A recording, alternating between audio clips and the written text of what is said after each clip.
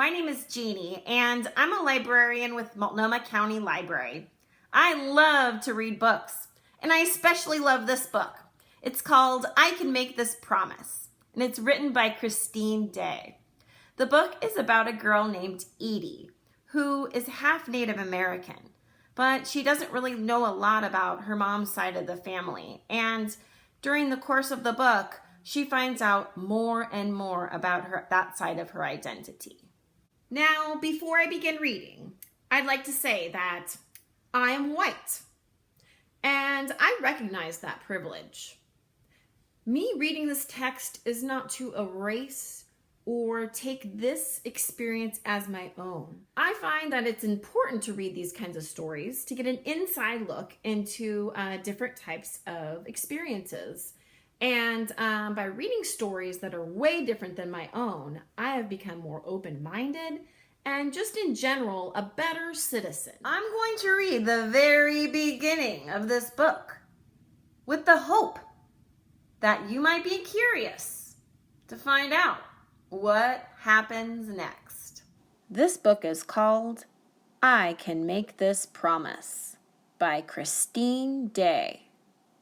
Published by Harper, which is an imprint of HarperCollins. Multnomah County is sited upon the ancestral homelands of the Multnomah, Molalla, Cathlamet, Chinook, Clackamas, Tualatin Kalapuya, and many other indigenous nations. These nations have become the Confederated Tribes of Grand Ronde, the Confederated Tribes of Siletz Indians, as well as the Chinook Nation and Cowlitz Nation in Washington State. Land acknowledgments recognize and respect the enduring relationship that Indigenous people have with their traditional homelands.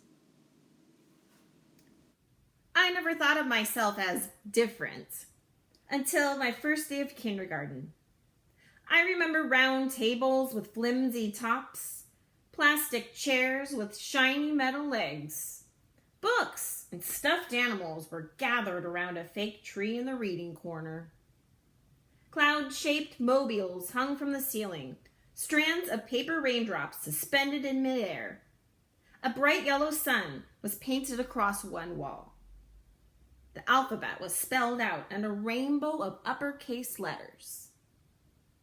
My classmates already seemed to know each other. Everyone was talking and laughing and shouting. I was one of the tallest people in the room, but I felt invisible. I didn't know how to join the conversations, the noise. I wasn't even sure if I wanted to. Mrs. Vespucci saw me, hovering near the classroom door. She hurried over and knelt before me.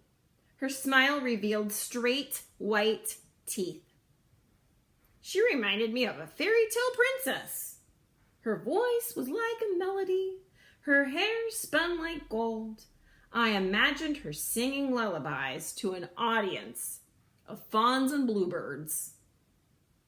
Hello, Edith. A jolt of surprise before I remembered my name tag.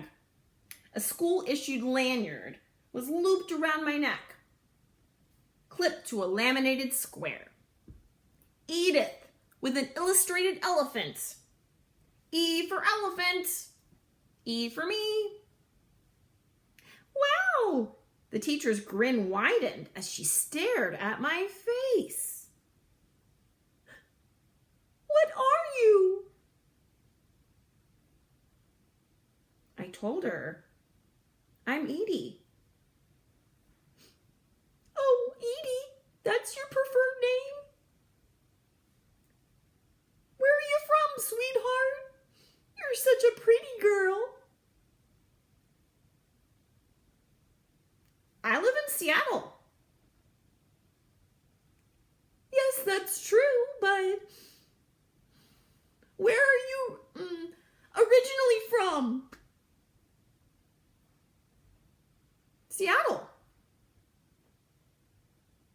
Mrs. Vespucci laughed, but I wasn't sure what was funny.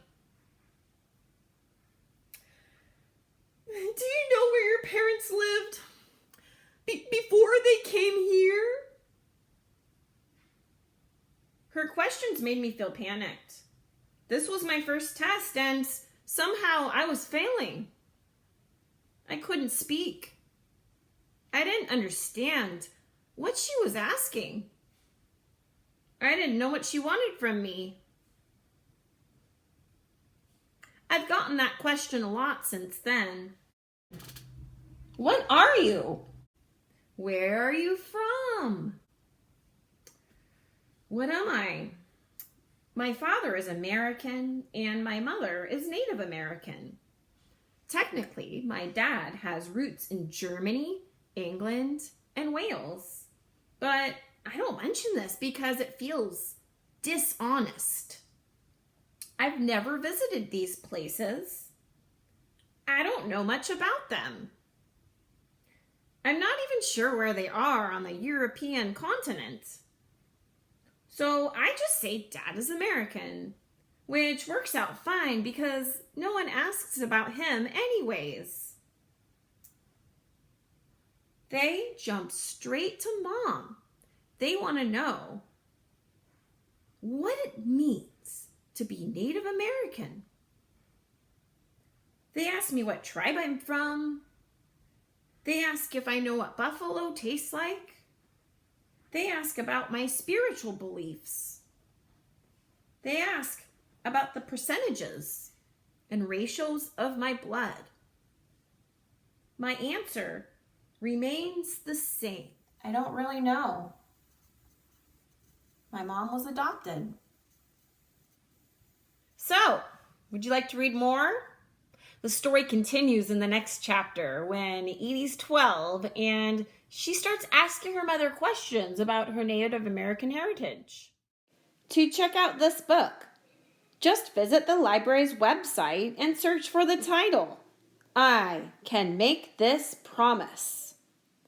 It's available in print through Hold's Pickup at your local branch, or get the Libby app and download the book on ebook or audiobook to your device.